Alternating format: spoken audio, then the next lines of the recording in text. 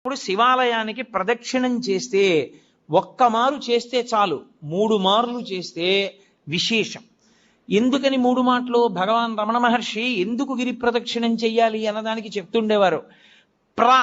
అంటే మీరు ప్రదక్షిణం చెయ్యడానికి కాళ్ళు కదుపుతుంటే మీ పాపములు కాలిపోతాయి. మీరు ఏ కోరికతో అలమటిస్తున్నారో ఆ కోరికలు ఇవ్వబడతాయి. మీరు ఏ కోరిక లేకుండా ప్రదక్షిణం చేస్తుంటే అంటే జన్మ జన్మాంతరములందు చేసిన పాపములు కూడా కాలిపోతాయి. ఆఖరి ఊపిరి దగ్గర పాపపుణ్యములు లేని స్థితి కల్పించి మోక్షం ఇవ్వబడుతుంది. ప్రదక్షిణం, అందుకు శివాలయ ప్రదక్షిణం వచ్చింది. నేను కాదు, స్కాందంలోంచి సాక్షాత్ భగవాన్ రమణులు చెప్తుండేవారు కూర్చోబెట్టి ఎందుకు గిరి ప్రదక్షిణం చెయ్యాలో. కాబట్టి ప్రదక్షిణం 3 మార్లు చేస్తారు. ఎందుకు 3 మార్లు చేయడం అంటే